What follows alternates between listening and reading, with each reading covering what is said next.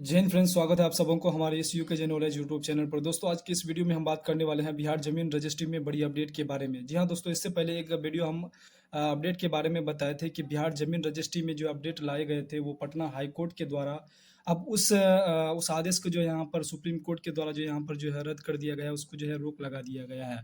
अब क्यों रोक लगाया है, किसके कारण लगाया है, सारा डिटेल जानकारी इस वीडियो में हम आपको जो है बताने वाले हैं। इसलिए इस वीडियो को जो है शुरू से अंत तक जरूर देखिएगा। आपसे छोटा सा रिक्वेस्ट है कि अगर आप मेरे चैनल पर नए आए हैं तो प्लीज़ चैनल को सब्सक्राइब और साथ में बेल आइकन को जरूर प्रेस कर दीजिएगा, क्योंकि इस प्रकार की हेल्पफुल अगर वीडियो हम बनाए तो सबसे पहले उसका नोटिफिकेशन आप तक पहुंच पाए। तो चलिए बिना देरी किए हुए वीडियो को करते हैं स्टार्ट। सबसे पहले ये समझ लेते हैं कि पहला अपडेट में क्या था कि अगर कोई व्यक्ति ज़मीन खरीदना चाहते थे तो पटना हाईकोर्ट के द्वारा जैसे कि जो अपडेट लाया गए थे पहला, तो उसमें क्या था कि अगर जब तक आपके नाम से जमाबंदी अगर नहीं था तो तब तक वो ज़मीन जो है आप अपने नाम से जो है नहीं खरीद सकते थे, और वो ना कि वो कोई व्यक्ति जो है बेच सकते थे।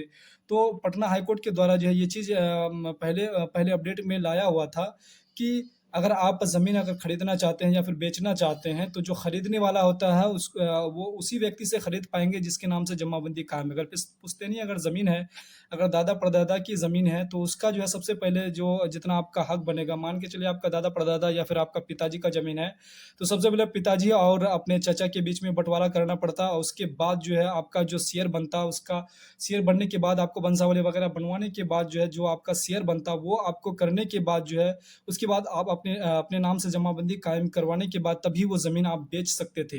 लेकिन ये चीज़ कहीं न कहीं जो है सही से मतलब वर्क नहीं कर पाया। यहाँ पर जो रजिस्ट्री में बहुत सारी गड़बड़ियाँ यहाँ पर हो रहे थे। बहुत सारे लोग जो है यहाँ पर रजिस्ट्री नहीं कर पा रहे थे। बहुत सारे लोगों को यहाँ पर जो है बहुत समस्याओं का यहाँ पर सामना करना पड़ रहा था। यहाँ पर रजिस्ट्री में जो है बड़ी गिरावट आई, और यहाँ पर जो है राष्ट्र एवं भूमि सुधार की तरफ से ये भी चीज़ जो है यहाँ पर ज़मीन रजिस्ट्री में जो है बहुत सारा यहाँ पर नहीं हो पा रहा था। तो यही चीज़ को यहाँ पर देखते हुए यहाँ पर सुप्रीम कोर्ट ने इस चीज़ को जैसे कि यहाँ पर जो है रोक लगा दिया गया है।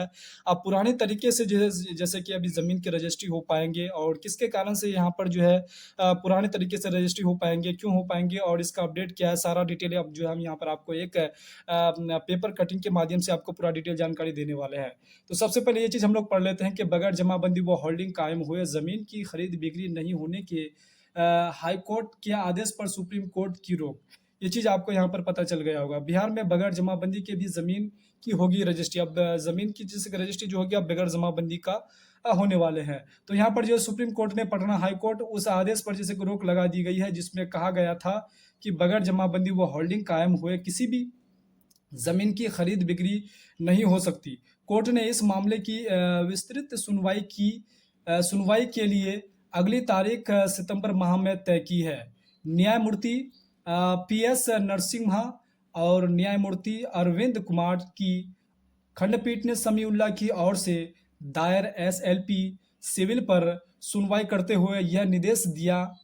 याचिकाकर्ताओं की ओर से वरीय अधिवक्ता मन कुमार मिश्रा और अधिवक्ता अंजुल द्विवेदी ने कोर्ट को बताया कि राज्य सरकार ने 10 अक्टूबर 2019 को बिहार निबंध नियमावली के नियम 19 में संशोधन कर नया नियम जोड़ दिया था। इसके तहत जमीन की खरीद बिक्री और दान तभी हो सकेगा जब जमीन बेचने वाले व दान जो है देने वाले के नाम से जमाबंदी और होल्डिंग कायम हो। और इस आदेश के बाद यह बिहार के निबंध कार्यालयों में जमीन की रजिस्ट्री कम होने लगी थी, और जिससे सरकार को जैसे कि राजस्व भी कम आ रहा था। सरकार को यहाँ पर जो है यहाँ पर पेमेंट नहीं आ पा रहा था। ये चीज़ जो यहाँ पर दर्शाया हुआ है। पहले जैसे कि जो नया अपडेट जो लाया हुआ था, जो नए तरीके से जैसे कि जमाबंदी कायम रहने पर ही आप ज़मीन की रजिस्ट्री कर पाएंगे, तो वो चीज़ में जैसे कि रजिस्ट्री में जैसे कि भारी गिरावट हो रही थी और पेमेंट भी यहाँ पर नहीं हो पा रहा था यहाँ पर।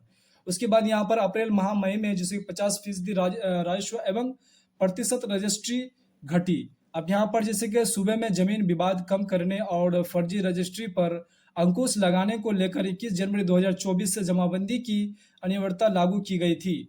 लेकिन बीते लगभग 2.5 महीने में इस नियम के चलते जैसे कि निबंध विभाग के राजस्व पर बड़ा असर पड़ा। इसके चलते सिर्फ मार्च में निबंध विभाग का राजस्व करीब 80% तक गिर गया था। वही अप्रैल और मई माह में भी रजिस्ट्री दस्तावेजों की संख्या में करीब 60%, जबकि राजस्व एवं 50% की कमी देखी गई। विभागीय अधिकारियों के मुताबिक नए जमाबंदी नियम के चलते वित्तीय वर्ष 2023-24 में 2022-23 के मुकाबले करीब 15 लाख कम दस्तावेजों की रजिस्ट्री हुई। 2022-23 में 1.54 करोड़ दस्तावेज यहाँ पर जो है रजिस्ट्री हुए थे, जिसके मुकाबले 2023-2024 में मात्र 1.40 करोड़ दस्तावेजों की ही रजिस्ट्री हो सकी। नियम लागू होने के बाद सिर्फ मार्च महीने में हर साल 1.50 लाख दस्तावेजों की रजिस्ट्री के मुकाबले मात्र 33,000 दस्तावेज की रजिस्ट्री संभव हुई। यहाँ पर ये सारा चीज़ जो है यहाँ पर इस पेपर कटिंग में आपको पूरा यहाँ पर डिटेल बता दिया, आपको समझ में आ गए होंगे मैंने जो यहाँ पर पढ़ा। अब यहाँ पर जो है विक्रेता के नाम से जमाबंदी थी ज़रूरी। पहले जो है विक्रेता के नाम से जमाबंदी थी क्या जरूरी थी? मालूम हो कि इस नियम के तहत शहरी क्षेत्र के अपार्टमेंट और फ्लैट को छोड़कर सभी इलाकों में जो है ज़मीन की रजिस्ट्री के लिए विक्रेता के नाम से जो है संबंधित प्लॉट की जमाबंदी होना अनिवार्य कर दिया था। और इस जमाबंदी का जैसे कि उल्लेख नए डीड में भी किया जाता है। अभी जो ज़मीन के रजिस्ट्री के नए डीड में अभी इसका उल्लेख किया गया है। लेकिन कहीं ना कहीं जो है जैसे कि जो पहले अपडेट लाए थे उस अपडेट में ये चीज़ है कि अपने नाम से जमाबंदी आपको कायम करना अनिवार्य था। लेकिन कहीं ना कहीं आपको जो है बाद में करना ही होगा। अगर करते हैं तो आपके लिए भी जो है यहाँ पर बहुत सारी समस्याओं से आप बच सकते हैं अगर ये चीज़ अभी यहाँ पर बंद हुआ है। अब देखिए यहाँ पर जो सुप्रीम कोर्ट का अगला जो है सितंबर में क्या आदेश आ रहे हैं, अगर वो आएंगे तो उसको भी जो है बहुत जल्दी जो है आपको जो उसका अपडेट देने वाले हैं।